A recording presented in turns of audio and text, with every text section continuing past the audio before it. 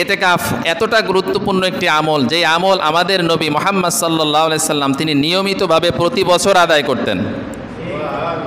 আল্লাহ রসুল প্রতি বছরে এতেকাফ করতেন। বুখারীর বর্ণনা এসেছে, কানান নবী সাল্লাল্লাহু আলাইহি ওয়াসাল্লাম ইয়াতাকিফু ফি কুল্লি রমাদান 10 আইয়াম। রসুল প্রতি বছর তিনি 10 দিন, রমজানের শেষ 10 দিন এতেকাফ করতেন, নিয়মিতভাবে প্রতি বছর করতেন। তবে যেই বছর তিনি ইন্তেকাল করেছেন সেই বছর তিনি রমজানের 20 দিন এতেকাফ করেছেন। সুবহানাল্লাহ পড়েন। কয়দিন? কেন করেছেন প্রশ্ন আসে না? করেছেন অনেকগুলি কারণ মুহাদ্দিসগণ হাদিসের ব্যাখ্যায় বলেছেন। কেউ কেউ বলেছেন যে রাসূলুল্লাহ সাল্লাল্লাহু আলাইহি সাল্লাম তিনি আগে থেকেই অবগত হয়েছেন, জানতেন তিনি আর দুনিয়ার ভিতরে থাকবেন না, আল্লাহর কাছে চলে যাবেন। আল্লাহ তাকে জানিয়েছেন আগে থেকেই যে তিনি আর হায়াত পাবেন না, এই দুনিয়া থেকে পর্দার অন্তরালে চলে যাবেন। এই জন্য তিনি শেষ বছরটা 20 দিন এতেকাফ করে সময়টাকে কাজে লাগিয়েছেন। সুবহানাল্লাহ। এটা হচ্ছে একটা মত। আবার কেউ কেউ বলেছেন যে কোনো এক বছর তিনি সফরে ছিলেন। কিসে ছিলেন? সফরে থাকার কারণে রসুল ওই বছর এতেকাফ করতে পারেন নাই, যার কারণে শেষ বছর তিনি 20 দিন এতেকাফ করে ওই সফরে থাকার এতেকাফকে কাজা আদায় করে দিয়েছেন।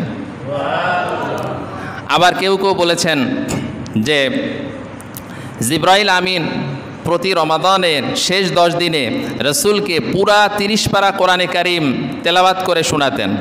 যেই বছর তিনি 20 দিন এতেকাফ করেছেন ওই বছরে জিব্রাইল আমিন 2 বার কোরআন শুনিয়েছেন। কয়বার? 2 বার কোরআন খতম করে শুনিয়েছেন, যার কারণে 20 দিন এতেকাফ করার প্রয়োজন পড়েছে। সুবহানাল্লাহ পড়বেন না?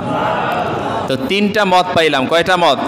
আমরা এতটুকুই বুঝলাম যে এতেকাফ খুবই গুরুত্বপূর্ণ আমল, অত্যন্ত ফজিলতপূর্ণ আমল, যার কারণে রসুল প্রতি বছর এতেকাফ করতেন। ইন্তেকালের বছরও রসুল 20 দিন এতেকাফ করে তার উম্মতকে শিক্ষা দিয়ে গিয়েছেন যে এই এতেকাফ কোনো অহেতুক কারণে তোমরা ছেড়ে দিও না। তাহলে এই এতেকাফ করার গুরুত্ব আছে না নাই? এই এতেকাফ রসুলের জীবনের প্রিয় আমল ছিল।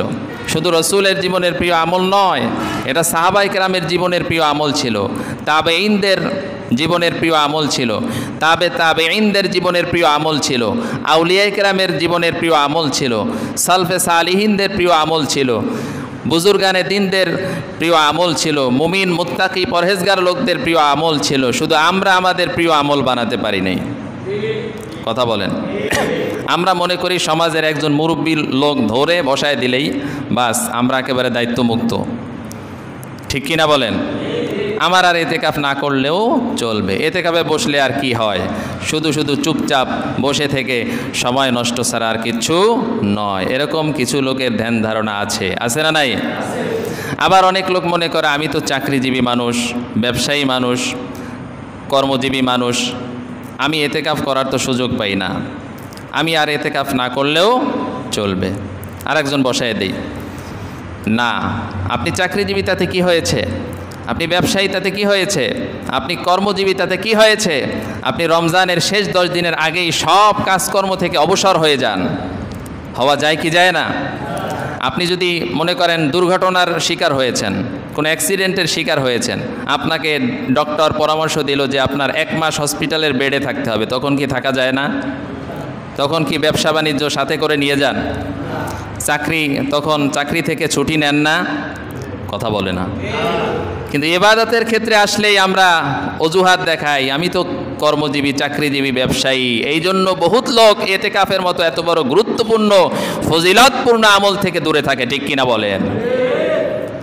আমরা যেন এতেকাফ করার চেষ্টা করি। যত ব্যস্তই হন না কেন, ব্যস্ততা ছুটি দিয়ে দেন। ব্যস্ততা তো একসময় ছুটি দিতে হবে, যখন চোখ 2টা বন্ধ হবে। সব ব্যস্ততা এমনিতেই ছুটি হয়ে যাবে। ঠিক কিনা বলেন? আপনি একেবারে রিটায়ার্ডে চলে যাবেন, তখন আর কোনো কাজকর্ম থাকবে না।